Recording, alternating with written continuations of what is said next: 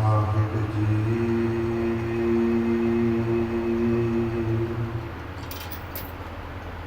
ਸ਼੍ਰੀ ਨਾਨਕ ਪਾਦ ਪੰਕਜ ਬੰਦਨ ਪਾਦ ਪੰਕਜ ਬੰਦਨਾ ਸਿਮਰਨ ਗੁਰ ਦੋਖ ਨਿਕੰਦਨਾ ਅਮਰਦਾਸ ਗੁਰ ਹਿਰਦੈ ਧਿਆਵੋ ਹਿਰਦੈ ਧਿਆਵੋ ਰਾਮਦਾਸ ਗੁਣ ਗਾਵੋ ਸ਼੍ਰੀ ਅਰਜਨ ਵਿਗਨ ਕੇ ਨਾਸ਼ਕ ਵਿਗਨ ਕੇ ਨਾਸ਼ਕ ਹਰ ਗੋਬਿੰਦ ਸੁਖ ਸਮਤ ਪ੍ਰਕਾਸ਼ਕ ਸ਼੍ਰੀ ਹਰਿ ਰਾਇ ਨਾਮ ਕਰ ਜੋਰੀ ਨਾਮ ਕਰ ਜੋਰੀ ਵਰ ਹਰਿ ਕ੍ਰਿਸ਼ਨ ਮਨਾਈ ਬਿਹੋਰੀ ਤੇਗ ਬਹਾਦਰ ਪਰਮ ਕਿਰਪਾਲਾ ਪਰਮ ਕਿਰਪਾਲਾ ਸ਼੍ਰੀ ਗੁਰੂ ਗੋਬਿੰਦ ਸਿੰਘ ਵਿਸਾਲਾ ਤਾਰੋ ਤਾਰਾ ਪਾਰ ਪੁਨ ਪੁਨ ਸੀਸਾ ਪੁਨ ਪੁਨ ਸੀਸਾ ਬਾਰ ਬਾਰ ਜਗਦੀਸਾ ਜਿਸ ਮਨ ਅਮਰਤ ਗਿਆਨ ਹੈ ਮਾਨਵ ਭਗਤ ਗਰਾਗ ਗੁਰੂ ਗ੍ਰੰਥ ਸਾਹਿਬ ਭਗਤ ਬੰਦਾ ਕਰ ਅਨੁਰਾਗ ਕੀਰਤਨਕਾਰਾ ਸਤਿਗੁਰੂ ਤੇਰੇ ਪ੍ਰਸਾਦ ਸਤ ਹੋਏ। ਵਾਹਿਗੁਰੂ ਜੀ ਕੀ ਫਤਿਹ। ਵਿਘਨ ਵਿਨਾਸ਼ਨ ਸੋਏ। ਵਾਹਿਗੁਰੂ ਜੀ ਕੀ ਫਤਿਹ। ਵਿਘਨ ਵਿਨਾਸ਼ਨ ਸੋਏ।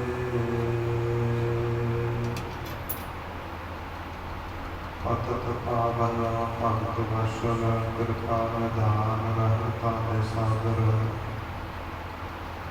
ਮੇਰੀ ਪੀਰੀ ਦੇ ਮਾਲਕ ਸਾਹਿਬ ਸ੍ਰੀ ਗੁਰੂ ਹਰਗੋਬਿੰਦ ਸਾਹਿਬ ਜੀਆਂ ਦੇ ਪਾਵਨ ਔਰ ਪਵਿੱਤਰ ਅਸਥਾਨ ਦੇ ਉੱਪਰ ਸਾਹਿਬ ਸ੍ਰੀ ਗੁਰੂ ਗ੍ਰੰਥ ਸਾਹਿਬ ਜੀਆਂ ਦੇ ਚਰਨ ਕੜ ਸਰਾਹੀ ਗੁਰੂ ਰੂਪ ਗੁਰੂ ਖਾਲਸਾ ਸਾਧ ਸੰਗਤ ਜੀ ਸਤਿਗੁਰਾਂ ਦੀ ਅਪਾਰ ਕਿਰਪਾ ਬਖਸ਼ਿਸ਼ ਰਹਿਮਤ ਦਾ ਸਦਕਾ ਸਤਿਗੁਰਾਂ ਨੇ ਅੰਮ੍ਰਿਤ ਵੇਲੇ ਦੇ ਜਾਗਣੇ ਬਖਸ਼ੇ ਹਨ ਔਰ ਸਤ ਸੰਗਤ ਦੀਆਂ ਅਮੋਲਕ ਘੜੀਆਂ ਬਖਸ਼ਿਸ਼ ਕੀਤੀਆਂ ਨੇ। ਪਿਛਲੇ ਸਮੇਂ ਤੋਂ ਬੜੀ ਸ਼ਰਧਾ ਭਾਵਨਾ ਦੇ ਨਾਲ ਗੁਰ ਇਤਿਹਾਸ ਸ਼ਰਵਣ ਕਰ ਰਹੇ ਹਾਂ। ਆਓ ਵਿਚਾਰਾਂ ਦੀ ਆਰੰਭਤਾ ਤੋਂ ਪਹਿਲਾਂ ਗੁਰਦੇਵ ਸਤਿਗੁਰਾਂ ਦੁਆਰਾ ਬਖਸ਼ਿਸ਼ ਕੀਤੀ ਗਈ ਫਤਿਹ ਦੁਹਰਾਈਏ। ਆਗਿਆ ਪਾਈਏ ਰਲ ਮਿਲ ਕੇ ਆਖੀਏ ਜੀ ਵਾਹਿਗੁਰੂ ਜੀ ਕਾ ਖਾਲਸਾ ਵਾਹਿਗੁਰੂ ਜੀ ਕੀ ਫਤਿਹ। ਧੰਨ ਸਾਹਿਬ ਸ੍ਰੀ ਗੁਰੂ ਨਾਨਕ ਦੇਵ ਜੀ ਮਹਾਰਾਜ ਆਪਣੀ ਚੌਥੀ ਉਦਾਸੀ ਦੇ ਸਮੇਂ ਸਤਿਗੁਰੂ ਜੀ ਅਯੁੱਧਿਆ ਦੀ ਧਰਤੀ ਉੱਪਰ ਬਿਰਾਜੇ ਹੋਏ। ਅਯੁੱਧਿਆ ਦੀ ਧਰਤੀ ਹੈ ਸਰਜੂ ਨਾਮੇ ਨਦੀ ਦੇ ਕਿਨਾਰੇ ਮਹਾਰਾਜ ਬੈਠੇ ਨੇ। ਅਯੁੱਧਿਆ ਦੇ ਵਸਨੀਕ ਕੁਝ ਵਿਦਵਾਨ ਲੋਕ ਸਤਿਗੁਰਾਂ ਦੇ ਦਰਸ਼ਨਾਂ ਲਈ ਆਏ ਨੇ। ਇਹ ਗੁਰੂ ਨਾਨਕ ਦੇਵ ਜੀ ਮਹਾਰਾਜ ਪੁੱਛਣ ਲੱਗੇ ਨੇ ਕਿ ਭਾਈ ਸਾਨੂੰ ਪਤਾ ਲੱਗਾ ਹੈ कि जदों श्री रामचंद्र जी लोक नूं छड्ड के परलोक गए ने ते सारी नगरी नाल लैके गए, तुहाडा नहीं स्वर्गां नूं जाण दा दिल करदा? कहण लगे महाराज उन्हां समयां विच तां श्री रामचंद्र जी सारिआं नूं नाल लै गए, पर असीं हुण किहदे आसरे जाइए?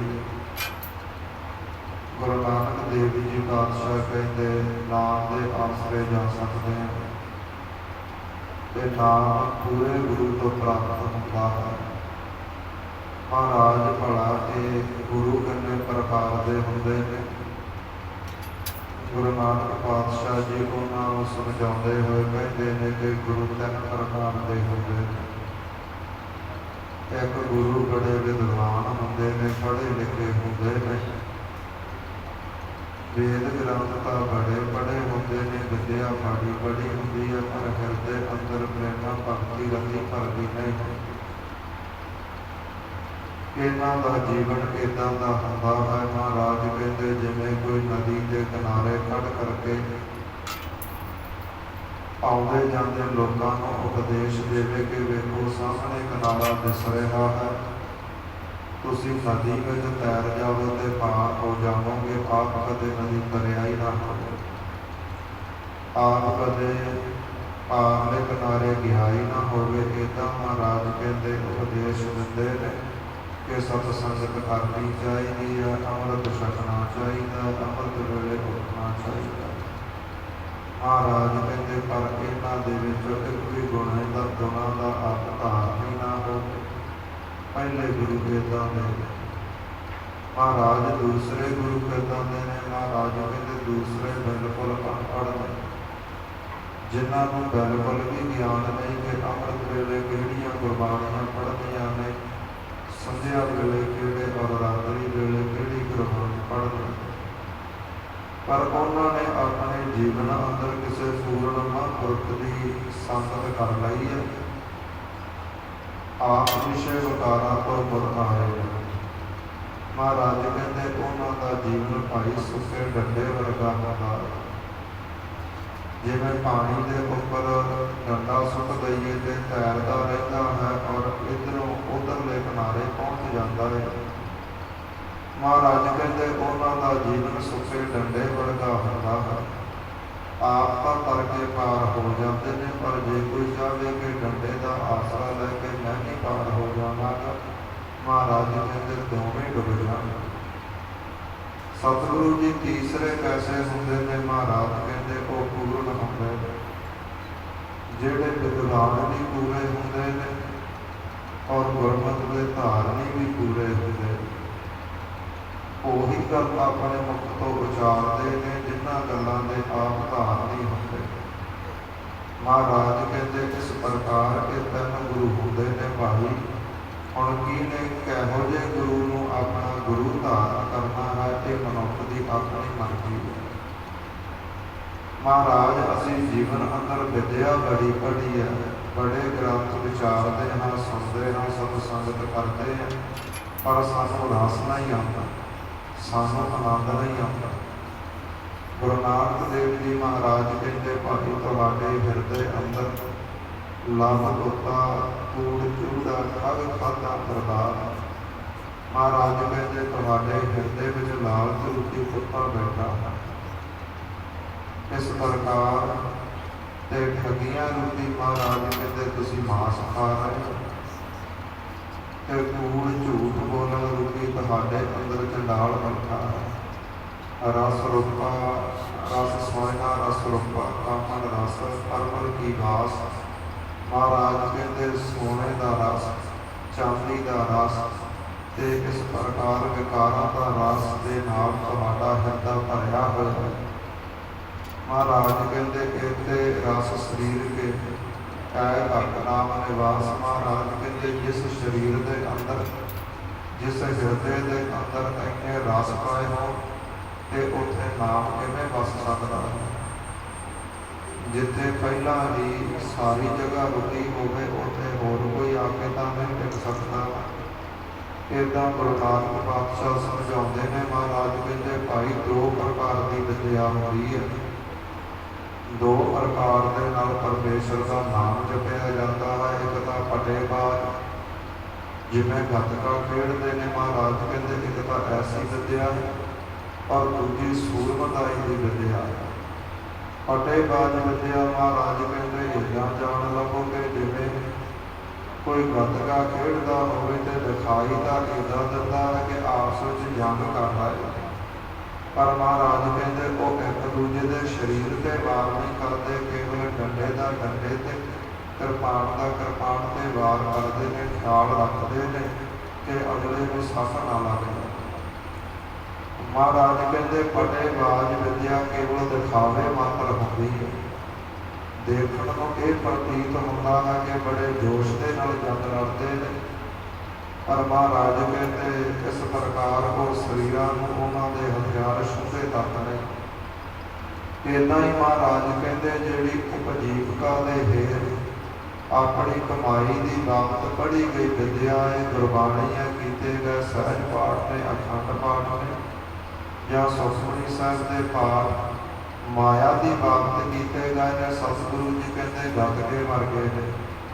ਦੇਖਣ ਨੂੰ ਤਾਂ ਇੱਦਾਂ ਜਾਪਦਾ ਹੈ ਕਿ ਇਹ ਬੰਦਾ ਬੜੇ ਸਹਿਜ ਪਾਠ ਕਰਦਾ ਹੈ, ਬੜੇ ਅਖੰਡ ਪਾਠ ਕਰਦਾ ਹੈ, ਸਾਰਾ ਜੀਵਨ ਇਹਦਾ ਰੌਲਾ ਲਾਉਂਦੇ ਦਾ ਹੀ ਪ੍ਰਤੀਤ ਹੋ ਗਿਆ ਹੈ। ਪਰ ਮਹਾਰਾਜ ਕਹਿੰਦੇ ਭਾਈ ਮਨ ਨੂੰ ਉਹ ਗੁਰਬਾਣੀ ਛੂਹੀ ਹੋਈ ਹੈ। ਜਿਹੜੇ ਮਨ ਰੂਪੀ ਵਿਕਾਰ ਬੈਠੇ ਨੇ ਉਹਨਾਂ ਤਾਈਂ ਉਸ ਨੇ ਜਨਮ ਦਿੱਤਾ ਹੀ ਨਹੀਂ, ਉਹਨਾਂ ਨੂੰ ਕੱਟਿਆ ਹੀ ਨਹੀਂ। ਤੇ ਮਹਾਰਾਜ ਦੂਸਰੀ ਵਿਦਿਆ ਉਹ ਕਹਿੰਦੇ ਭਾਈ ਸੂਰਮਤਾਈ ਦੀ ਵਿਦਿਆ ਹੈ। ਜਿਵੇਂ ਯੋਧੇ ਜੰਗ ਦੇ ਮੈਦਾਨ ਅੰਦਰ ਸੱਚਮੁੱਚ ਲੜਦੇ ਨੇ ਨਾ, ਤੇ ਫਿਰ ਗਿੱਟਾ ਨਹੀਂ ਵੇਖਦੇ, ਗਾਟਾ ਨਹੀਂ ਵੇਖਦੇ, ਗੁੱਟ ਨਹੀਂ ਵੇਖਦੇ, ਜਿੱਥੇ ਵਾਰ ਹੁੰਦਾ ਹੈ ਜੋਸ਼ ਵਿੱਚ ਆ ਕੇ ਕਰਦੇ ਨੇ ਤੇ ਵੱਢ ਕੇ ਸੁੱਟ ਦਿੰਦੇ ਨੇ।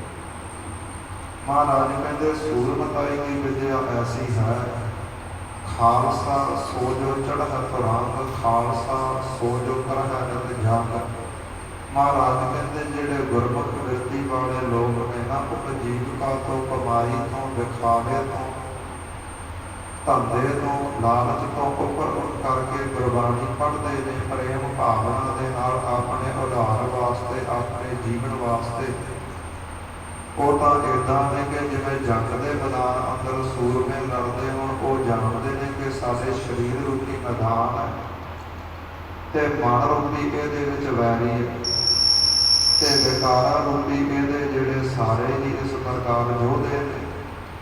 ਤੇ ਜਦੋਂ ਯੋਧਾ ਸੂਰਮਾ ਮੈਦਾਨ ਵਿੱਚ ਉਤਰਦਾ ਹੈ ਉਹ ਜਾਣਦਾ ਹੈ ਕਿ ਜੋ ਮੇਰੇ ਮੂਹਰੇ ਖੜਾ ਹੈ ਉਹ ਵੈਰੀ ਹੈ ਤੇ ਉਸ ਨੂੰ ਮਾਰ ਮਨਾਉਣਾ। ਇੱਦਾਂ ਜਿਹੜੇ ਗੁਰਮੁਖ ਲੋਕ ਗੁਰਬਾਣੀ ਪੜ੍ਹਦੇ ਨੇ ਜਾਣਦੇ ਨੇ ਕਿ ਜਿਹੜੇ ਔਗਣ ਨੇ, ਵਿਕਾਰ, ਇਹ ਸਾਡੇ ਵੈਰੀ ਹਨ। ਇਹਨਾਂ ਨੂੰ ਨਾਸ਼ ਕਰ ਦੇਣਾ, ਇਹਨਾਂ ਨੂੰ ਖਤਮ ਕਰ ਦੇਣ ਦੇ ਵਿੱਚ ਹੀ ਸਾਡਾ ਭਲਾ ਹੈ। ਮਹਾਰਾਜ ਇਸ ਪ੍ਰਕਾਰ ਅਯੁੱਧਿਆ ਦੇ ਵਿੱਚ ਬੈਠੇ ਉਹਨਾਂ ਵਿਦਵਾਨ ਪੰਡਤਾਂ ਤਾਈਂ ਉਪਦੇਸ਼ ਦਿੰਦੇ ਨੇ ਕਿ ਇੱਥੋਂ ਤੱਕ ਕਥਾ ਵਿਚਾਰਾਂ ਆਈਆਂ ਸਨ। ਔਰ ਜਿਸ ਪ੍ਰਕਾਰ ਅੱਗੇ ਗੁਰ ਇਤਿਹਾਸ ਆਉਂਦਾ ਹੈ, ਸ਼ਰਧਾ ਭਾਵਨਾ ਦੇ ਨਾਲ ਸ਼ਰਵਣ ਕਰੀਏ ਜੀ। ਸਤਿਨਾਮ ਸ੍ਰੀ ਵਾਹਿਗੁਰੂ ਸਾਹਿਬ ਜੀਓ। ਚੌਪਈ ਸ਼ਾਸਤਰ ਜਿਤੇ 100 ਸ਼ਸਤਰ ਸਮਾਨਾ। ਮਹਾਰਾਜ ਕਹਿੰਦੇ ਜਿੰਨੇ ਵੀ ਧਾਰਮਿਕ ਗ੍ਰੰਥ ਹਨ ਇਹ ਸਾਰੇ ਹੀ ਹਥਿਆਰਾਂ ਵਰਗੇ ਨੇ। ਮਨ ਰੂਪੀ ਵੱਢ ਕੇ ਹਰ ਜਾਣਾ। ਮਹਾਰਾਜ ਕਹਿੰਦੇ ਜਿਹਨੇ ਜਾਣ ਲਿਆ ਹੈ ਕਿ ਮੇਰਾ ਮਨ ਰੂਪੀ ਇੱਕ ਵੱਡਾ ਸ਼ੇਰ ਹੈ, ਕਿ ਹਰ ਸ਼ੇਰ ਵਰਗਾ ਮੇਰਾ ਮਨ ਹੈ। ਜੇ ਮਾਰ ਕੇ ਦਿਨ ਦਿਸਹਿ ਨਾਮੂ। ਮਹਾਰਾਜ ਕਹਿੰਦੇ ਜਿਹੜਾ ਭਾਈ ਆਪਣੇ ਕੀ ਹਰ ਸ਼ੇਰ ਨੂੰ ਮਾਰ ਲੈਂਦਾ ਹੈ, ਫਿਰ ਮਨ ਜੀਤਾ ਜਗ ਜੀਤ, ਉਹ ਸੰਸਾਰ ਨੂੰ ਜਿੱਤ ਲੈਂਦਾ। ਜਿਹਨੇ ਮਨ ਨੂੰ ਮਾਰ ਲਿਆ ਉਹ ਸੰਸਾਰ ਨੂੰ ਜਿੱਤ ਲੈਂਦਾ ਹੈ। ਇੱਦਾਂ ਹੀ ਮਹਾਰਾਜ ਕਹਿੰਦੇ ਜਿਹਨੇ ਸ਼ੇਰ ਰੂਪੀ ਮਨ ਨੂੰ ਮਾਰਿਆ ਹੈ ਉਹਦੇ ਹਿਰਦੇ ਅੰਦਰ ਜਾਣੋ ਪਰਮੇਸ਼ਰ ਦਾ ਗਿਆਨ ਪ੍ਰਕਾਸ਼ ਹੈ। ਕੜੋ ਸ਼ਸਤਰ ਧਾਰੀ ਅਬਰਾਮੋ। ਮਹਾਰਾਜ ਕਹਿੰਦੇ ਅਸਲ ਦੇ ਵਿੱਚ ਭਾਈ ਉਹੀ ਸ਼ਸਤਰ ਧਾਰੀ ਅਖਵਾਉਂਦਾ, ਉਹਨੇ ਹੀ ਅਸਲ ਸ਼ੁਭ ਗੁਣਾਂ ਦੇ ਸ਼ਸਤਰ ਪਹਿਨੇ ਹੁੰਦੇ ਨੇ। ਕਵੇ ਨ ਜਿਹਦੇ ਸ਼ਾਸਤਰ ਬਣਾ। ਵਿਦਵਾਨ ਲੋਕ ਨੇ ਨਾ, ਜਿੰਨੇ ਵੀ ਕਵੀ ਲੋਕ ਨੇ, ਉਹਨਾਂ ਨੇ ਜਿੰਨੇ ਵੀ ਗ੍ਰੰਥ ਰਚੇ ਨੇ, ਇਸ ਪ੍ਰਕਾਰ ਉਹਨਾਂ ਨੇ ਹਥਿਆਰ ਹੀ ਬਣਾਏ ਨੇ। ਕਲਹੇ ਲੋਹਾਰ ਸਮਾਨ ਸਦਾਈ।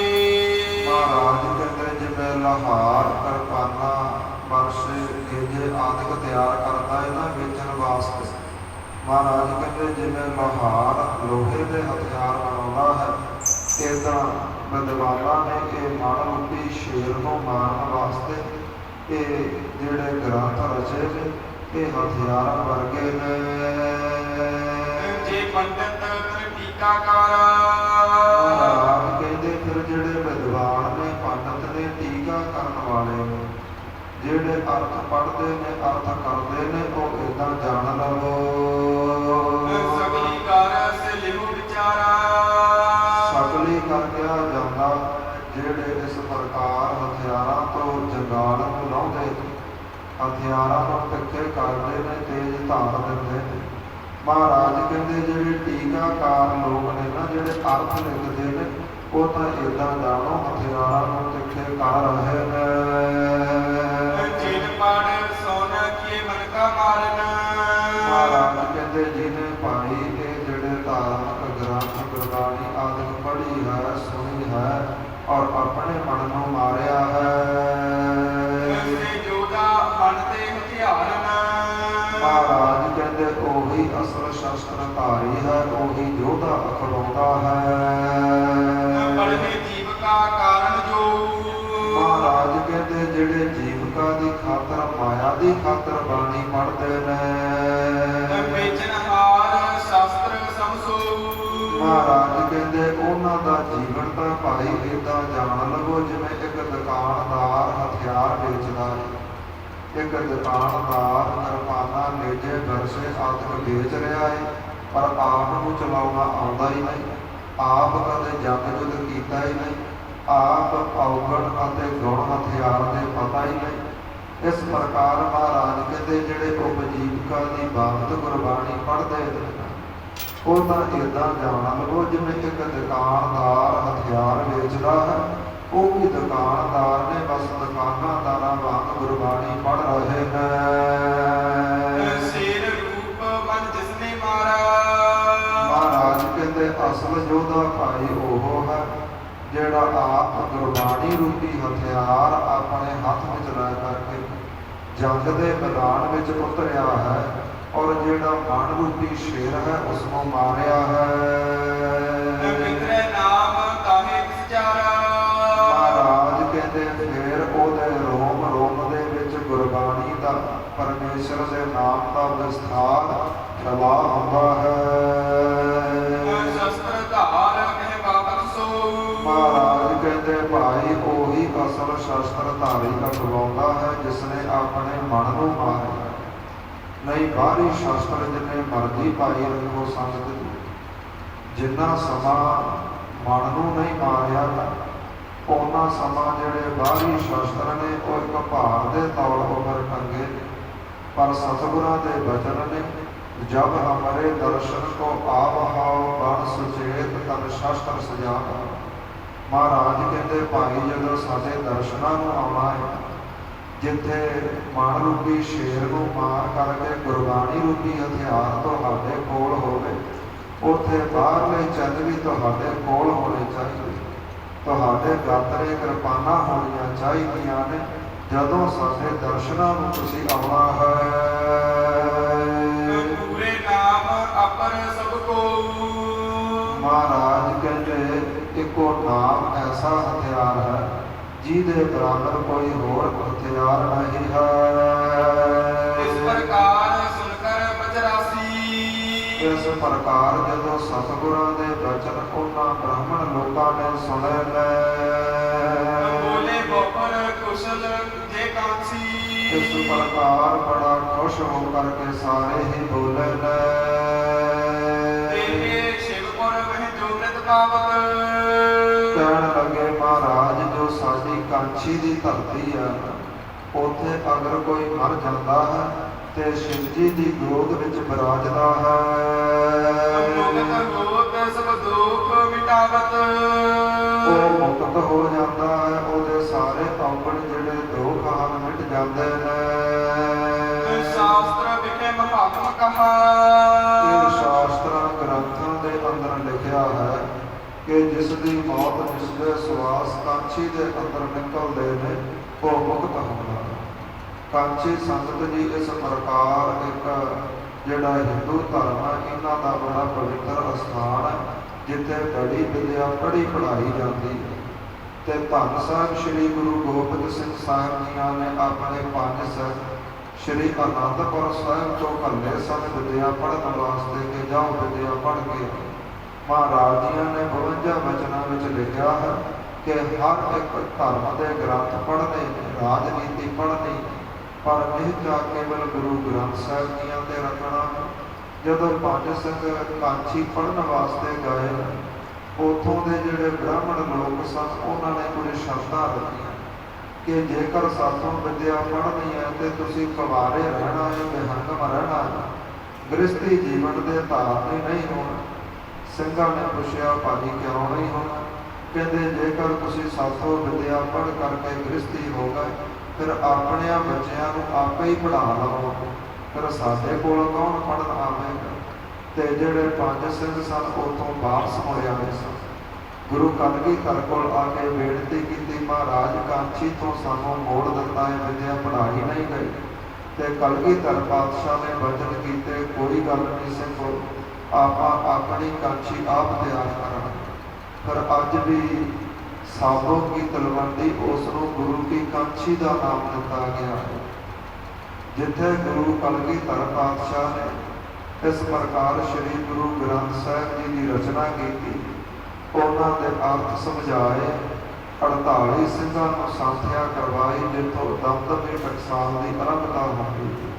ਤੇ ਮਹਾਰਾਜ ਨੇ ਕਹਿ ਦਿੱਤਾ ਭਾਈ ਇਹ ਗੁਰੂ ਦੀ ਕਾਂਚੀ ਹੈ।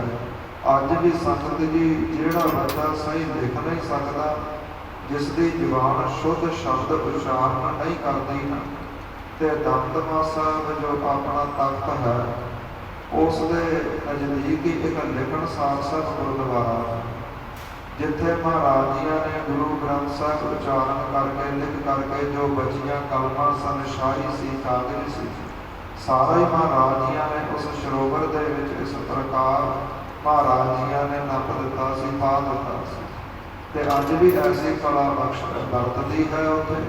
ਜਦੋਂ ਵੀ ਕੋਈ ਸਿੰਘ ਜਥੇ ਦੇ ਜਾਂਦੇ ਹਨ ਜਾਂ ਆਪ ਸੰਗਤ ਜਾਂਦੀ ਹੈ, ਜਿਨ੍ਹਾਂ ਨੂੰ ਗਿਆਨ ਹੈ ਉਹ ਪੂਰਾ ਆੜਾ 35 ਲਿਖ ਕੇ ਆਉਂਦੇ ਨੇ ਤੇ ਮਹਾਰਾਜ ਜੀਆਂ ਦੀ ਕਿਰਪਾ ਹੁੰਦੀ ਹੈ।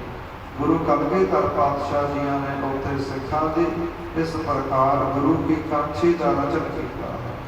ਮਹਾਰਾਜ ਇਸ ਪ੍ਰਕਾਰ ਸਮਝਾਉਂਦੇ ਨੇ, ਇਸ ਪ੍ਰਕਾਰ ਉਹ ਬ੍ਰਾਹਮਣ ਲੋਕ ਕਹਿੰਦੇ ਨੇ ਮਹਾਰਾਜ ਸਾਡੇ ਵੇਦ ਗ੍ਰੰਥ ਦੱਸਦੇ ਨੇ ਕਿ ਜੋ ਕਾਂਚੀ ਵਿੱਚ ਆ ਕਰਕੇ ਸਵਾਸ ਤਿਆਗਦਾ ਹੈ ਨਾ ਉਹ ਮੁਕਤ ਹੁੰਦਾ ਹੈ।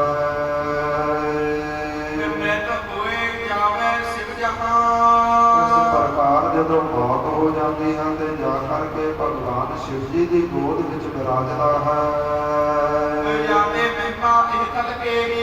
ਮਹਾਰਾਜ ਇਸ ਧਰਤੀ ਦੀ ਇਹ ਮਹਿਮਾ ਹੈ ਜੀ।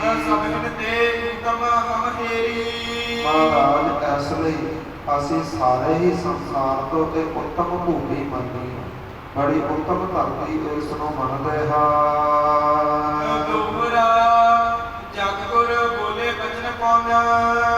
ਜਗਤ ਸੁਆਮੀ ਗੁਰੂ ਨਾਨਕ ਦੇਵ ਜੀ ਮਹਾਰਾਜ ਫਿਰ ਬੋਲੇ ਨੇ, ਮਹਾਰਾਜ ਕਹਿੰਦੇ ਭਾਈ ਜਦੋਂ ਵੀ ਕਿਸੇ ਮਨੁੱਖ ਦਾ ਮੌਤ ਦਾ ਸਮਾਂ ਆਉਂਦਾ ਹੈ, ਮਹਾਰਾਜ ਕਹਿੰਦੇ ਭਾਈ ਤੁਸੀਂ ਉਹਦੇ ਕੰਨਾਂ ਵਿੱਚ ਰਾਮ ਦੇ ਨਾਮ ਦਾ ਉਪਦੇਸ਼ ਦਿੰਦੇ ਹੋ।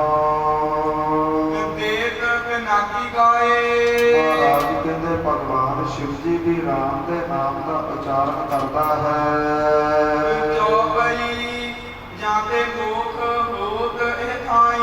ਮਹਾਰਾਜ ਕਹਿੰਦੇ ਭਾਈ ਇਸ ਧਰਤੀ ਵਿੱਚ ਕੋਈ ਕਲਾ ਨਹੀਂ, ਸ਼ਕਤੀ ਨਹੀਂ, ਆਮ ਧਰਤੀ ਵਰਗੀ ਧਰਤੀ ਹੈ।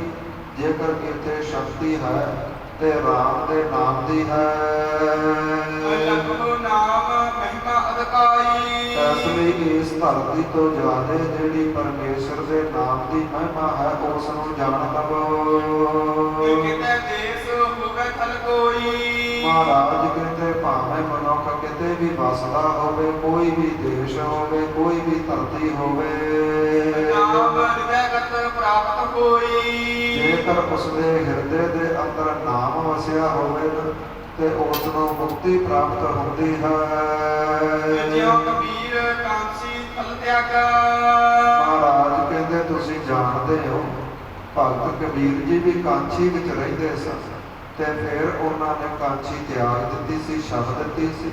ਜਦੋਂ ਭਗਤ ਕਬੀਰ ਜੀ ਸੰਗਤ ਜੀ ਕਾਂਚੀ ਵਿੱਚ ਰਹਿੰਦੇ ਸਨ, ਜਿਹੜੇ ਉੱਥੋਂ ਦੇ ਬ੍ਰਾਹਮਣ ਲੋਕ ਬੜੀ ਈਰਖਾ ਕਰਦੇ ਸਨ ਤੇ ਭਗਤ ਕਬੀਰ ਜੀ ਨੂੰ ਬਾਰ-ਬਾਰ ਕਹਿੰਦੇ ਸਨ ਕਿ ਤੂੰ ਇੱਥੇ ਤਾਂ ਰਹਿਣਾ ਹੈ ਕਿ ਤੈਨੂੰ ਮੁਕਤੀ ਮਿਲ ਜਾਵੇ, ਤੂੰ ਮੁਕਤੀ ਦੀ ਪ੍ਰਾਪਤੀ ਵਾਸਤੇ ਕਾਂਚੀ ਵਿੱਚ ਰਹਿਣਾ। ਤੇ ਭਗਤ ਕਬੀਰ ਜੀ ਕਹਿੰਦੇ ਹੈ ਬ੍ਰਾਹਮਣ ਲੋਕੋ, हे ਵਿਦਵਾਨ ਲੋਕੋ, ਜੇਕਰ ਤੁਹਾਡੇ ਮਨ ਦੇ ਅੰਦਰ ਇਹ ਭੁਲੇਖਾ ਹੈ ਕਿ ਮੈਨੂੰ ਮੁਕਤੀ ਇੱਥੇ ਰਹਿਣ ਨਾਲ ਮਿਲਣੀ ਹੈ, ਤੇ ਭਗਤ ਕਬੀਰ ਜੀ ਕਹਿੰਦੇ ਲਓ ਅੱਜ ਤੋਂ ਤੁਹਾਡੀ ਕਾਂਚੀ ਛੱਡ ਦਿੱਤੀ। ਭਗਤ ਕਬੀਰ ਜੀ ਉਸ ਕਾਂਚੀ ਦੀ ਧਰਤੀ ਨੂੰ ਛੱਡ ਕਰਕੇ ਮਾਗ ਮੈਂ ਬਸਾ ਨਾਮ ਅਨੁਰਾਗਾ।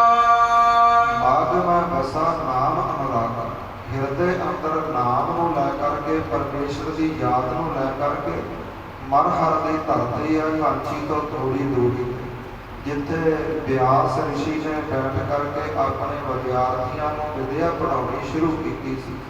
ਤੇ ਭਗਵਾਨ ਸ਼ਿਵ ਜੀ ਨੇ ਆਪਣਾ ਪੁੱਤਰ ਗਣੇਸ਼ ਵਿਦਿਆ ਪੜ੍ਹਨ ਵਾਸਤੇ ਘੱਲਿਆ ਸੀ ਵਿਆਸ ਰਿਸ਼ੀ ਦੇ ਕੋਲ, ਤੇ ਨਾਲੇ ਆਪਣੇ ਪੁੱਤਰ ਨੂੰ ਸਮਝਾ ਦਿੱਤਾ ਸੀ ਕਿ ਪੁੱਤਰ, ਜੇਕਰ ਵਿਆਸ ਰਿਸ਼ੀ ਏਦਾਂ ਹੀ ਵਿਦਿਆ ਪੜ੍ਹਾਉਂਦਾ ਰਿਹਾ ਤੇ ਜਿਹੜੀ ਕਾਂਚੀ ਦੀ ਮਹਿਮਾ ਇਹ ਘਟ ਜਾਵੇ। ਕਿਸੇ ਨਾ ਕਿਸੇ ਪ੍ਰਕਾਰ ਆਪਣੇ ਵਿਦਿਆ ਦਾਤੇ ਨੂੰ ਵਿਆਸ ਰਿਸ਼ੀ ਨੂੰ ਤੂੰ ਗੁੱਸੇ ਕਰਨਾ ਹੈ। ਗੁੱਸੇ ਵਿੱਚ ਉਹਦੇ ਮੁਖੋਂ ਐਸੇ ਬੋਲ ਕਢਵਾਉਣੇ ਨੇ ਜਿਹੜੇ ਬੜੇ ਅਪਸ਼ਬਦ ਹੋਣ, ਜਿਹੜੇ ਸ਼ਰਾਬੇ ਬੋਲ ਹੋਣ। ਇਸ ਪ੍ਰਕਾਰ ਗਣੇਸ਼ ਨੇ ਵਿਦਿਆ ਪੜ੍ਹਨੀ ਸ਼ੁਰੂ ਕੀਤੀ। ਕੁਝ ਦਿਨ ਪੜ੍ਹਦਾ ਰਿਹਾ, ਬੜੀ ਚੰਗੀ ਤਰ੍ਹਾਂ ਵਿਦਿਆ ਪੜ੍ਹਦਾ ਸੀ ਤੇ ਵਿਆਸ ਰਿਸ਼ੀ ਬੜਾ ਖੁਸ਼ ਹੋਇਆ ਕਿ ਬੜਾ ਹੋਣਹਾਰ ਵਿਦਿਆਰਥੀ ਹੈ, ਜੋ ਸਮਝਾਉਂਦਾ ਹਾਂ ਪਲ ਵਿੱਚ ਇਸ ਨੂੰ ਪਤਾ ਲੱਗ ਜਾਂਦਾ। ਕੁਝ ਕੁ ਦਿਨਾਂ ਬਾਅਦ ਸ਼੍ਰੀ ਗਣੇਸ਼ ਜੀ ਨੇ ਵਚਨ ਕੀਤਾ ਕਿ ਵਿਆਸ ਰਿਸ਼ੀ ਹੈ ਮੇਰੇ ਅਧਿਆਪਕ, ਜਿਹੜੀ ਕਾਂਚੀ ਦੀ ਧਰਤੀ ਹੈ ਆਪ ਜੀ ਉਸ ਨੂੰ ਕਿਵੇਂ ਵੇਖਦੇ ਆ? ਤੇ ਵਿਆਸ ਰਿਸ਼ੀ ਕਹਿਣ ਲੱਗਾ ਬੜੀ ਚੰਗੀ ਧਰਤੀ ਹੈ, ਮੁਕਤੀ ਪ੍ਰਾਪਤ ਹੁੰਦੀ ਹੈ। ਤੇ ਫਿਰ ਪੁੱਛਣ ਲੱਗਾ ਕਿ ਅਧਿਆਪਕ ਜੀ ਜਿੱਥੇ ਆਪਾਂ ਪੜ੍ਹਦੇ ਹਾਂ ਇਹ ਧਰਤੀ ਕਿਵੇਂ ਹੈ? ਤੇ ਕਹਿਣ ਲੱਗੇ ਵਿਆਸ ਰਿਸ਼ੀ ਜੀ ਪੁੱਤਰ ਗਣੇਸ਼, ਇੱਥੇ ਵੀ ਬ੍ਰਹਮ ਵਿਦਿਆ ਪੜ੍ਹਾਈ ਜਾਂਦੀ ਹੈ, ਵਿਦਿਆਰਥੀ ਪੜ੍ਹਦੇ ਨੇ, ਇਹ ਵੀ ਧਰਤੀ ਸੋਭਦੀ ਹੈ, ਲੋਕਾਂ ਨੂੰ ਗਿਆਨ ਮਿਲਦਾ ਹੈ। ਫਿਰ ਪੁੱਛਿਆ ਇਹ ਧਰਤੀ ਕਿਵੇਂ ਹੈ? ਤੇ ਵਿਆਸ ਰਿਸ਼ੀ ਨੇ ਫਿਰ ਜਵਾਬ ਦਿੱਤਾ ਕਿ ਇਹ ਧਰਤੀ ਬੜੀ ਸੋਭਦੀ ਹੈ। ਇੱਦਾਂ ਵਾਰ-ਵਾਰ ਪੁੱਛਣ ਦੇ ਉੱਪਰ ਜਦੋਂ 7-8 ਵਾਰ ਪੁੱਛਿਆ ਤੇ ਵਿਆਸ ਰਿਸ਼ੀ ਗੁੱਸੇ ਵਿੱਚ ਆ ਕੇ ਕਹਿਣ ਲੱਗਾ ਕਿ हे ਗਣੇਸ਼, ਮੈਂ ਤਾਂ ਤੈਨੂੰ ਬੜਾ ਹੋਣਹਾਰ ਸਮਝਦਾ ਸੀ, ਤੂੰ ਤਾਂ ਬੜੀ ਮੋਟੀ ਬੁੱਧੀ ਦਾ ਮਾਲਕ ਆ, ਤੈਨੂੰ ਸਮਝਾ ਰਿਹਾ, ਤੈਨੂੰ ਸਮਝ ਨਹੀਂ ਆਉਂਦਾ। ਗਣੇਸ਼ ਜੀਆਂ ਨੇ ਫਿਰ ਪੁੱਛਿਆ ਤੇ ਗੁੱਸੇ ਵਿੱਚ ਆ ਕੇ ਵਿਆਸ ਰਿਸ਼ੀ ਨੇ ਕਿਹਾ ਇਹ ਧਰਤੀ ਤਾਂ ਇੱਦਾਂ ਦੀ ਹੈ, ਜੋ ਇੱਥੇ ਮਰੇਗਾ ਉਹ ਗਧਾ ਬਣੇਗਾ। ਗੁੱਸੇ ਵਿੱਚ ਆ ਕੇ ਐਸੇ ਸ਼ਰਾਪ ਦੇ ਬੋਲ ਬੋਲੇ ਤੇ ਜੋ ਵੀ ਉੱਥੇ ਮਰਦੇ ਰਹੇ ਇਸ ਪ੍ਰਕਾਰ ਗਧੇ ਦੀ ਜੂਨ ਵਿੱਚ ਪੈਂਦੇ ਰਹੇ। ਤੇ ਗੁਰੂ ਨਾਨਕ ਪਾਤਸ਼ਾਹ ਜੀ ਕਹਿੰਦੇ ਹੈ ਬ੍ਰਾਹਮਣ ਲੋਕੋ, ਕਬੀਰ ਤੁਹਾਡੀ ਕਾਂਚੀ ਨੂੰ ਛੱਡ ਕਰਕੇ ਉਸ ਸ਼ਰਾਬੀ ਹੋਈ ਧਰਤੀ ਮਗਹਰ ਦੀ ਧਰਤੀ ਉੱਪਰ ਜਾ ਵਸਿਆ ਸੀ, ਜਿੱਥੇ ਹਰ ਕੋਈ ਗਧੇ ਦੀ ਜੂਨ ਵਿੱਚ ਪੈਂਦਾ ਸੀ, ਪਰ ਉਹਦੇ ਹਿਰਦੇ ਅੰਦਰ ਨਾਮ ਦਾ ਵਾਸਾ ਸੀ, ਪ੍ਰੇਮ ਸੀ। ਸਤ ਸੰਗਤ ਹਵੇ ਰਹੀ ਕਹਾਣੀ। ਇਸ ਪ੍ਰਕਾਰ ਭਗਤ ਕਬੀਰ ਜੀ ਐਸੀ ਸ਼ਰਾਬੀ ਹੋਈ ਧਰਤੀ ਤੇ ਬੈਠੇ ਪਰਮੇਸ਼ਰ ਦੀ ਸੰਗਤ ਕਰਦੇ ਰਹੇ ਨੇ। ਭਾਏ ਮੁਕਤਾ ਚ ਦਿਨੇ ਉਮਾਹੀ। ਮਹਾਰਾਜ ਸਮਝਾਉਂਦੇ ਨੇ ਭਾਈ ਹਿਰਦੇ ਅੰਦਰ ਪਰਮੇਸ਼ਰ ਦੀ ਯਾਦ ਹੋਣੀ ਚਾਹੀਦੀ ਹੈ, ਨਾਮ ਦਾ ਵਾਸਾ ਹੋਣਾ ਚਾਹੀਦਾ। ਧਰਤੀ ਮਹਿਨੇ ਨਹੀਂ ਰੱਖਦੀ ਕਿ ਕੈਸੀ ਧਰਤੀ ਹੋਵੇ। ਇਸ ਪ੍ਰਕਾਰ ਮਹਾਰਾਜ ਕਹਿੰਦੇ ਭਗਤ ਕਬੀਰ ਜੀ ਕਾਂਚੀ ਨੂੰ ਛੱਡ ਕੇ ਮਗਹਰ ਦੀ ਧਰਤੀ ਤੇ ਜਾ ਵਸੇ, ਉੱਥੇ ਵੀ ਉਹਨਾਂ ਨੇ ਮੁਕਤੀ ਪ੍ਰਾਪਤ ਕੀਤੀ ਹੈ। ਜਨਮ ਏਕ ਮੋਹ ਪਰਮੇਸ਼ਰ ਹੈ ਇਹ ਜਾਣ ਲਵੋ। ਸਤਨਾਮ ਸਭ ਜਗ ਬਖਿਆਤਾ। ਤੇ ਜਿਹੜਾ ਵਾਹਿਗੁਰੂ ਦਾ ਨਾਮ ਹੈ ਸੰਸਾਰ ਵਿੱਚ ਪ੍ਰਗਟ ਹੈ ਔਰ ਕਿਸੂ ਦੇ ਮੋਖ ਨਾ ਹੋਈ। ਮਹਾਰਾਜ ਕਹਿੰਦੇ ਹੁਣ ਜਿੰਨੇ ਮਰਜ਼ੀ ਕਰਮ ਕਾਂਡ ਕਰ ਲਓ, ਜੇਕਰ ਕੋਈ ਛਲ ਕਪਟ ਕਰਕੇ ਕੋਈ ਵਿਕਾਰ ਭੋਗ ਕੇ ਕਾਂਚੀ ਦੀ ਧਰਤੀ ਤੇ ਆ ਕੇ ਵਸ ਜਾਵੇ ਤੇ ਕਹੇ ਮੈਨੂੰ ਮੁਕਤੀ ਮਿਲ ਜਾਵੇਗੀ, ਮਹਾਰਾਜ ਕਹਿੰਦੇ ਨਹੀਂ, ਏਦਾਂ ਨਹੀਂ। ਸਤਿਗੁਰੂ ਜੀ ਕਹਿੰਦੇ ਇਸ ਪ੍ਰਕਾਰ ਹਿਰਦੇ ਅੰਦਰ ਪਰਮੇਸ਼ਰ ਦੀ ਯਾਦ ਹੋਣੀ ਚਾਹੀਦੀ ਹੈ। ਧਰਤੀ ਮੈਨੇ ਨਹੀਂ ਰੱਖਦੀ ਕਿ ਉਹ ਕਿਹੜੀ ਹੈ ਔਰ ਕਿਸੂ ਤੇ ਮੋਖ ਨਾ ਹੋਏ। ਮਹਾਰਾਜ ਕਹਿੰਦੇ ਜੇਕਰ ਵਿਕਾਰ ਭੋਗੇ ਨੇ ਕਰਮ ਕਾਂਡ ਕੀਤੇ ਨੇ ਤੇ ਫਿਰ ਜੋ ਕੁਛ ਮਰਜ਼ੀ ਕਰਦਾ ਹੈ ਮਹਾਰਾਜ ਕਹਿੰਦੇ ਮੁਕਤੀ ਪ੍ਰਾਪਤ ਨਹੀਂ ਹੋਣੀ। ਕੋਟ ਉਪਾਉ ਜੇ ਕਰੇ ਜੇ ਕੋਈ। ਮਹਾਰਾਜ ਕਹਿੰਦੇ ਭਾਵੇਂ ਕਰੋੜਾਂ ਉਪਾਅ ਕਰਦਾ ਰਹੇ ਜੇਕਰ ਹਿਰਦੇ ਅੰਦਰ ਨਾਮ ਦਾ ਵਾਸਾ ਨਹੀਂ, ਹਿਰਦੇ ਅੰਦਰ ਧੋਖਾ ਛਲ ਕਪਟ ਹੈ, ਮਹਾਰਾਜ ਕਹਿੰਦੇ ਮੁਕਤੀ ਨਹੀਂ ਮਿਲੇਗੀ। ਸੁਣ ਕਰ ਪੰਡਤ ਕਹਿਤ ਭੇ। ਇਸ ਪ੍ਰਕਾਰ ਸੁਣ ਕਰਕੇ ਸਾਰੇ ਵਿਦਵਾਨ ਪੰਡਤ ਕਹਿਣ ਲੱਗੇ ਨੇ ਹੈ ਅਨੇਕ ਹਰ ਨਾਮ। ਕਹਿਣ ਲੱਗੇ ਮਹਾਰਾਜ ਸੰਸਾਰ ਦੇ ਉੱਪਰ ਤਾਂ ਪਰਮੇਸ਼ਰ ਦੇ ਅਨੇਕਾਂ ਹੀ ਨਾਮ ਨੇ। ਕੋਈ ਅੱਲਾ ਅੱਲਾ ਕਹਿੰਦਾ ਹੈ, ਕੋਈ ਰਾਮ ਰਾਮ ਕਹਿੰਦਾ ਹੈ, ਕੋਈ ਖੁਦਾ ਖੁਦਾ ਕਹਿੰਦਾ ਹੈ, ਤੁਸੀਂ ਵਾਹਿਗੁਰੂ ਵਾਹਿਗੁਰੂ ਕਹਿੰਦੇ ਹੋ। ਅਨੇਕਾਂ ਹੀ ਪਰਮੇਸ਼ਰ ਦੇ ਨਾਮ ਹਨ। ਕੌਣ ਨਾਮ ਹੈ ਮੁਕਤ ਦਾ। ਮਹਾਰਾਜ ਇਹਨਾਂ ਨਾਮਾਂ ਦੇ ਵਿੱਚੋਂ ਉਹ ਕਿਹੜਾ ਨਾਮ ਹੈ ਜੋ ਮੁਕਤੀ ਦੇਣ ਯੋਗ ਹੈ। ਸੋ ਕਹੇ ਅਬਰਾਮ। ਮਹਾਰਾਜ ਐਸੇ ਸੁੰਦਰ ਨਾਮ ਦੀ ਬਾਬਤ ਸਾਨੂੰ ਦੱਸਣਾ ਕਰੋ ਜੀ। ਚੌਪਈ ਸਿਰ ਨਾਨਕ ਗੁਣ ਬੈਨ ਉਚਾਰੇ।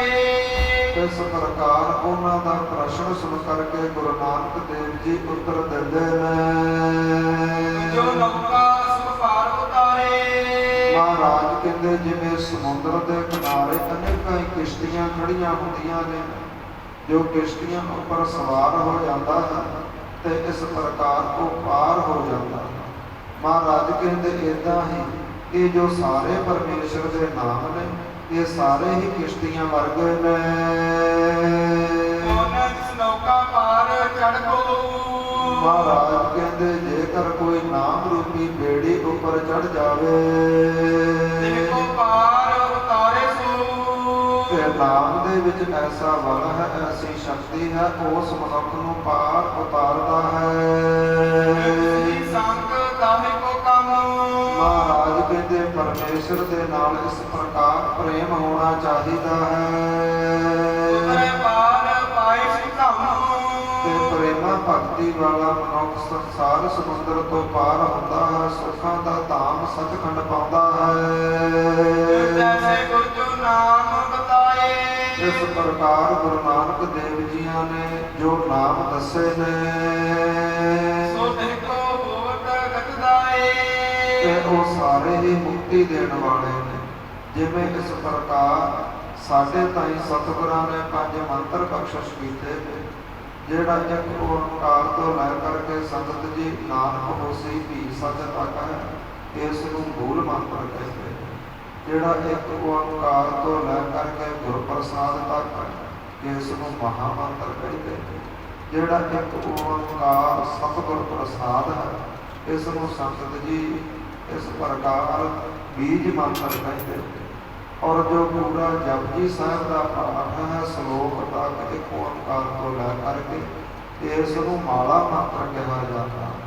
ਇਸ ਪ੍ਰਕਾਰ ਮਹਾਰਾਜ ਬਖਸ਼ਿਸ਼ ਕਰਦੇ ਨੇ ਕਿ ਜੋ ਸਤਿਗੁਰਾਂ ਨੇ ਸਾਨੂੰ ਜੋ ਕੱਲਾ ਵਾਹਿਗੁਰੂ ਵਾਹਿਗੁਰੂ ਦਾ ਸ਼ਬਦ ਹੈ ਇਸ ਨੂੰ ਗੁਰ ਮੰਤਰ ਕਿਹਾ ਜਾਂਦਾ। ਮਹਾਰਾਜ ਕਹਿੰਦੇ ਜੋ ਪ੍ਰਾਣੀ ਗੁਰ ਮੰਤਰ ਧਿਆਵੈ ਪੜ੍ਹਿਆ ਅਨਪੜ੍ਹਿਆ ਪਰਮਗਤ ਪਾਵੈ। ਭਾਵੇਂ ਉਸ ਨੂੰ ਵਿਦਿਆ ਆਉਂਦੀ ਹੋਵੇ ਪੜ੍ਹਨੀ, ਭਾਵੇਂ ਉਸ ਨੂੰ ਪੂਰੀ ਗੁਰਬਾਣੀ ਪੜ੍ਹਨੀ ਆਉਂਦੀ ਹੋਵੇ ਜਾਂ ਬਿਲਕੁਲ ਅਨਪੜ੍ਹ ਹੋਵੇ, ਬਸ ਵਾਹਿਗੁਰੂ ਵਾਹਿਗੁਰੂ ਦਾ ਜਾਪ ਕਰ ਲਵੇ, ਮਹਾਰਾਜ ਕਹਿੰਦੇ ਸੰਸਾਰ ਸਮੁੰਦਰ ਤੋਂ ਪਾਰ ਹੋਵੇਗਾ ਜੀ। ਗੁਰ ਉਪਦੇਸ਼ ਹਿਰਦੈ ਜਿਨ ਧਾਰਾ।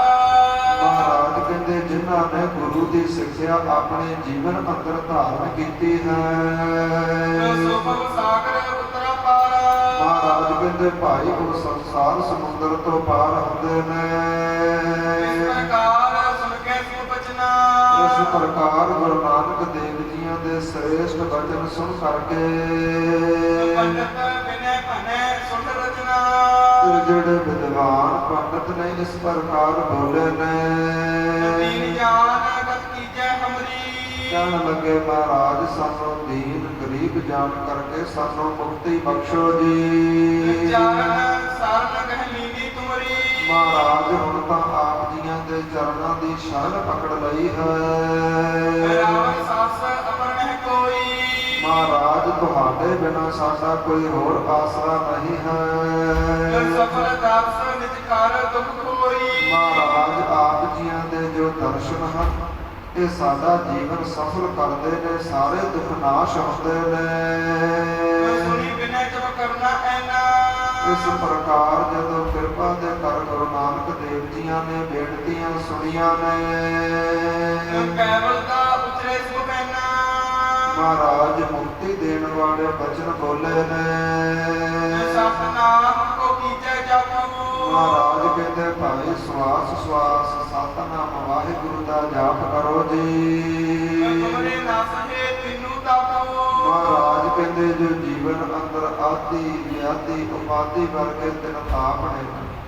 ਆਦਿ ਸੰਗਤ ਜੀ ਜਿਹੜਾ ਤਾਪ ਹੈ ਉਸ ਨੂੰ ਕਿਹਾ ਜਾਂਦਾ ਹੈ ਜੋ ਮਨ ਦਾ ਰੋਗ ਹੈ, ਡਿਪਰੈਸ਼ਨ ਆਦਿ। ਤੇ ਜਿਹੜਾ ਆਦਿ ਤੋਂ ਬਾਅਦ ਵਿਆਦੀ ਹੈ, ਆਦਿ ਵਿਆਦੀ ਉਪਾਦੀ, ਜਿਹੜਾ ਆਦਿ ਹੈ ਉਸ ਨੂੰ ਮਨ ਦਾ ਰੋਗ ਕਿਹਾ ਜਾਂਦਾ ਹੈ, ਮਨ ਦੀ ਟੈਨਸ਼ਨ।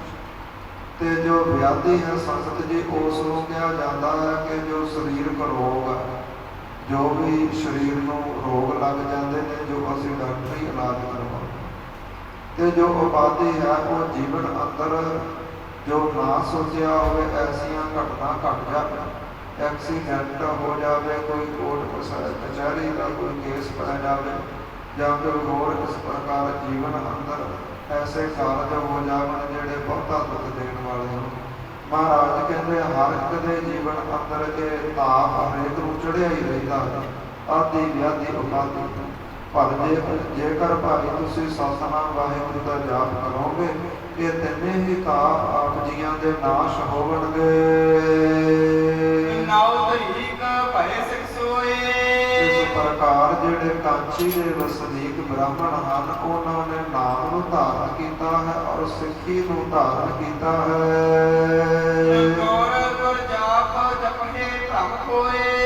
ਤੇ ਸਾਰੇ ਕਰਮ ਕਾਂਡ ਭੁੱਲ ਗਏ ਨੇ, ਜੋ ਸਰੀਰ ਜੀਵਨ ਅੰਦਰ ਭਰਮ ਭੁਲੇਖੇ ਸਨ ਮਿਟ ਗਏ ਨੇ ਤੇ ਹੁਣ ਗੁਰੂ ਗੁਰੂ ਦਾ ਜਾਪ ਕਰਦੇ ਨੇ।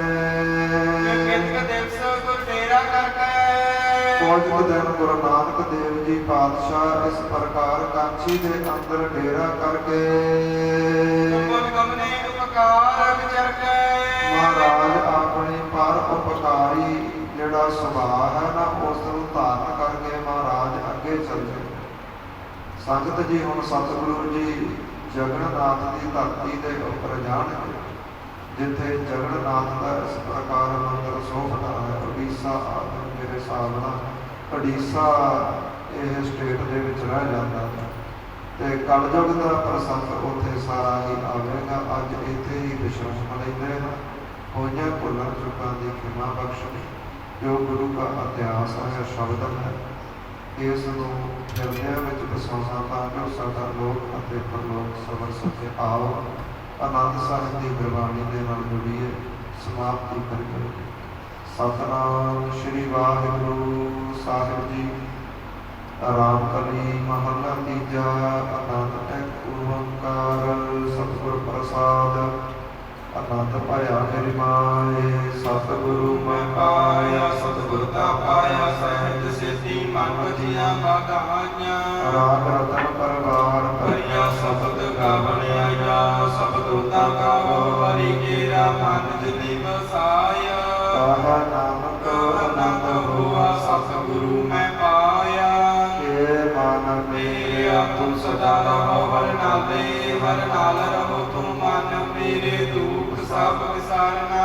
ਅੰਗੀਕਾਰ ਹੋ ਕਰੇ ਤੇਰਾ ਕਾਜ ਸਭ ਸਵਾਰਨਾ, ਸਭਨਾ ਗੱਲਾਂ ਸਮਰੱਥ ਸੁਆਮੀ ਸੋ ਕਿਉ ਮਨ ਹਮ ਵਿਸਾਰੇ। ਤਾਹੈ ਨਾਨਕ ਮਨ ਮੇਰੇ ਸਦਾ ਰਹੋ ਹਰ ਨਾਮੇ ਸਾਚੇ ਸਾਹਿਬਾ ਗਿਆਨਾਹੀ ਕਰਤੇ ਰਹਿ ਘਾਤਾ ਤੇਰਾ ਸਭ ਕੁਛ ਹੈ ਜਿਸ ਤੇਰੇ ਸੋ ਪਾਵੈ ਸਦਾ ਸਿਫਤ ਸਲਾਹ ਤੇਰੀ ਨਾਮ ਮਨ ਵਸਾਵੈ ਨਾਮ ਜਿਨ ਕੈ ਮਨ ਵਸਿਆ ਵਾਜੇ ਸ਼ਬਦ ਕਬੀਰੇ ਤਾਹੈ ਨਾਨਕ ਸੱਚੇ ਸਾਹਿਬ ਗਿਆਨਾਹੀ ਕਰਤੇ ਰਹਿ ਸਾਚਾ ਨਾਮ ਮੇਰਾ ਆਧਾਰੋ ਸਾਧ ਨਾਮ ਆਧਾਰ ਮੇਰਾ ਜਿਨ ਭੁੱਖਾਂ ਸਭ ਗਵਾਈਆਂ ਤਬ ਸ਼ਾਂਤ ਸੁਖ ਮਨ ਆਇ ਵਸਿਆ ਜਿਨ ਇੱਛਾ ਸਭ 부ਜਾਈਆਂ ਸਦਾ ਕੁਰਬਾਨ ਕੀਤਾ ਗੁਰ ਬਿਟਹੁ ਜਿਸ ਦੀਆਂ ਇਹ ਵਡਿਆਈਆਂ ਤਾਹੈ ਨਾਨਕ ਸੁਨਹੁ ਸੰਤੋ ਸਤਿ ਧਰਹੁ ਪਿਆਰੋ ਸਾਚਾ ਨਾਮ ਮੇਰਾ ਆਧਾਰੋ ਵਾਜੇ ਪੰਜ ਸਾਸਨ ਤਤ ਘਰ ਸੁਭਾਗੈ ਘਰ ਸੁਭਾਗੈ ਸ਼ਬਦ ਵਾਜੇ ਕਲਾ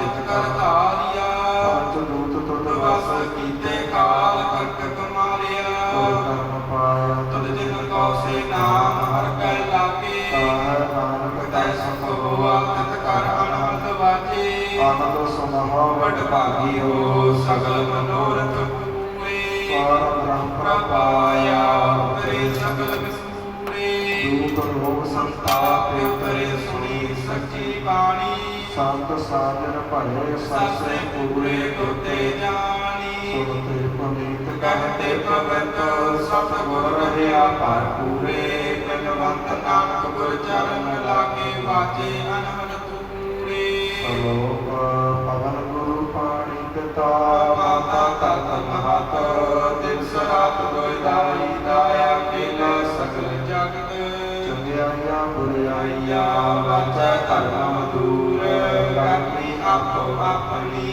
ਕੇ ਤੇੜਾ ਕੇ ਦੂਰ ਜਿਨੇ ਨਾਮ ਤੇ ਆਇਆ ਗਏ ਮੁਸਕਤ ਕਾਲ ਨਾਨਕ ਤੇ ਮੁਖ ਉਜਲੇ ਕੀਤੀ ਛੁੱਟੀ ਨਾਲ ਜਿਨੇ ਨਾਮ ਤੇ ਆਇਆ ਗਏ ਮੁਸਕਤ ਕਾਲ ਨਾਨਕ ਤੇ ਮੁਖ ਉਜਲੇ ਕੀਤੀ ਛੁੱਟੀ ਨਾਲ ਵਾਹਿਗੁਰੂ ਜੀ ਕਾ ਖਾਲਸਾ ਵਾਹਿਗੁਰੂ ਜੀ ਕੀ ਫਤਿਹ।